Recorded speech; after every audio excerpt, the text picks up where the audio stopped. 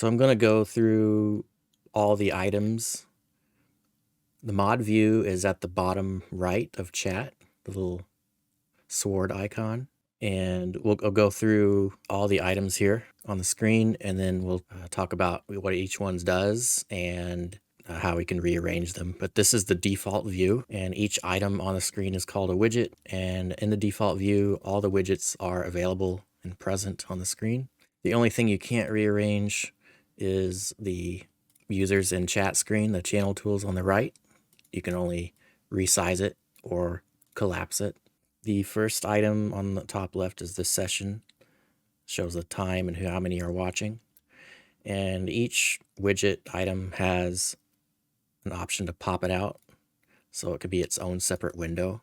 We see the active mods that are in the chat right now and the other mods that are available. We see the activity feed, which shows a list of all the current follows and subscribers, all sorts of different actions that happen, which is bits and challenges and subs, hosts. And so you can filter by different ones. Some of the different items have options such as there's a follow. So whoever is looking at this screen, that's your personal follow for this person. And you can also report right here. Also, the redemptions will show up in the activity feed as well. I'm going to do a redemption real quick. So activity feed's going to show the recent redemptions, and you can go to the queue from here. But there's also its own widget, so you can actually check if it was redeemed or not, or give their points back to the person.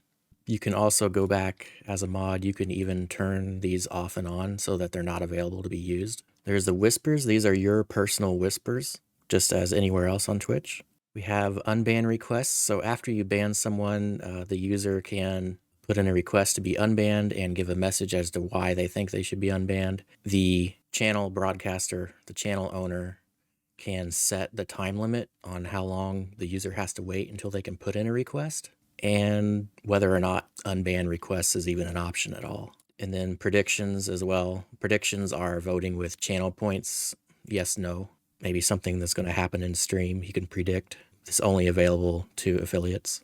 So the next two boxes or widgets are the mod actions. So these are all the recently things that have been moderated, have actioned either by the channel owner or yourself, the mod. Bans, timeouts, message deletions, raids that have happened, unban requests that have happened. And again, you can filter which ones are important, or I usually have them all on during the stream.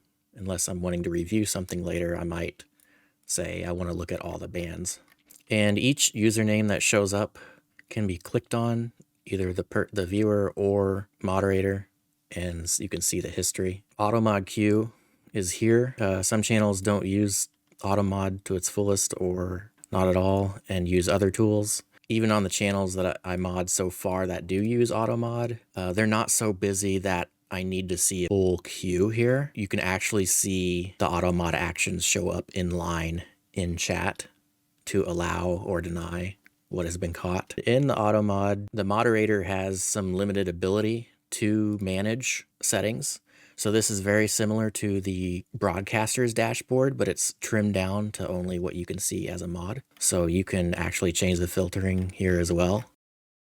And then if you go back a level, you can see a few more things that as a mod you have ability to do. Typically, I leave these things to the broadcaster, such as email verification, making sure that anyone in your chat has to verify their email, subscriber only chat, follows only chat, blocking hyperlinks. If you block hyperlinks with AutoMod, it just puts asterisks unless you're a moderator or a VIP.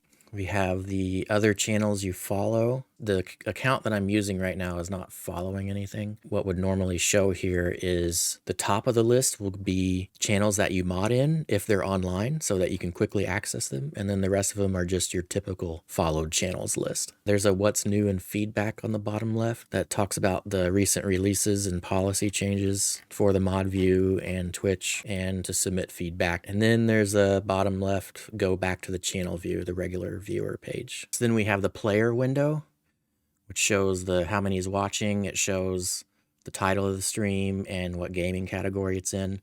Now, you'd have to go by the picture, by just looking at it. But if you hover over your mouse at the bottom left, it'll show you the website address you're going to go to if you were to click on it. That's basically how you can see if you're not familiar with the icon. The gaming category and I think the title don't really refresh quickly. So the streamer may have updated it 5-10 minutes ago and you still see it on the old one.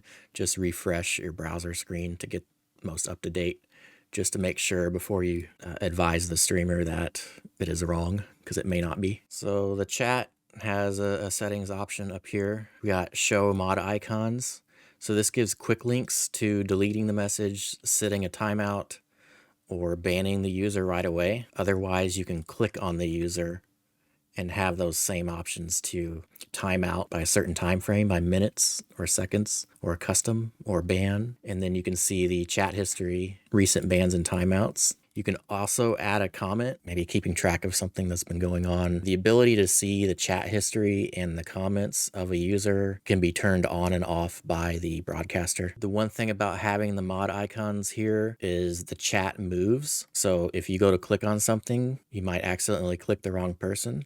But I personally like to have this quick action here. And in order to prevent the chat from moving, there's a pause chat option here. There's different ways to pause the chat. I have it on mouse over. As soon as my mouse hits the chat stops moving and I can click on what I want. And you'll find that some actions are available in some areas, like a duplicate area. It's not like there's one set place you have to go. Of course, there's the chat appearance as well that's available as a user. And you can switch to the non-mod settings to look at the options as a user. But as a mod view, in the mod view browser, that's very limited as compared to the chat settings that are available when you are looking at it as a viewer. There's a lot of the mod settings are available in the regular view as well. So you can technically mod from the normal channel view. Yeah, so you're talking about rearranging the mod view.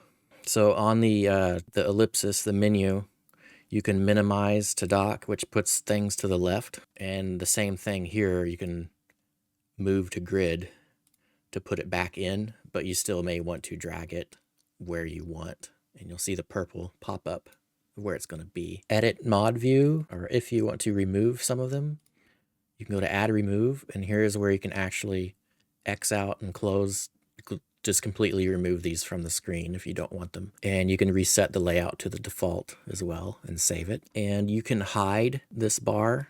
I typically don't, but you can put it back, show stream info. And another neat thing that I discovered is you can minimize the video to the left. It's on the live player on the left. So right now, if I was listening to this, I would be hearing the stream, but just not seeing it. But I'm typically watching the streams that I mod.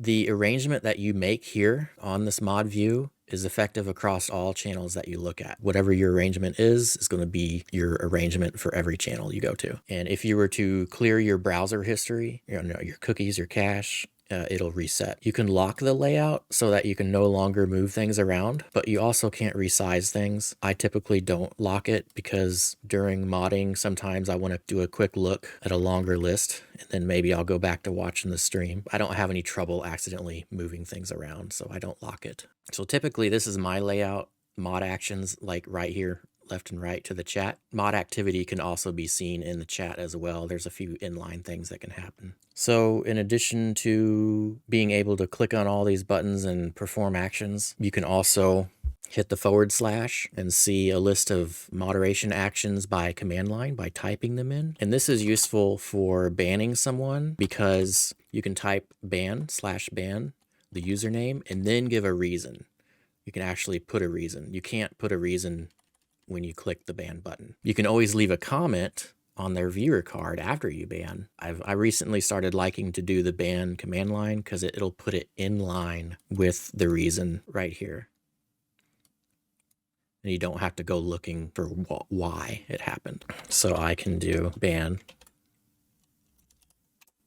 with the reason. Put it up here on the mod action. If you ban someone, it doesn't remove their follow. To remove the follow, the broadcaster would have to block them to prevent whispers and follows and things like that. But also I have seen recently, because they're still following, they get their notifications because I've had people come in at the start of stream knowing that they're live and asking why they're banned. Another thing to note about these commands, there's some of the Twitch commands. These are the regular user commands. And then at the top is the moderator commands, channel management. If you're on mobile, you can do these same commands. So on mobile, when you're in the chat, you can type the / and there'll be some of the common commands will show up. And as a mod, the first options that pop up when you click someone's name are going to be the quick actions such as banning or deleting. As a normal user of a chat, you can tap and hold someone's message and copy that message. Maybe if you're going to go raid somebody, you want to copy the raid message or something. You can't do that as a mod. You can't hold down the tap. What you have to do is once you get this menu popped up, you have to go to the bottom where it says user actions, and then it will present to you the list of things you can do as a user, including the copy text. And it still gives you a few moderation options too at the bottom, ban and timeout.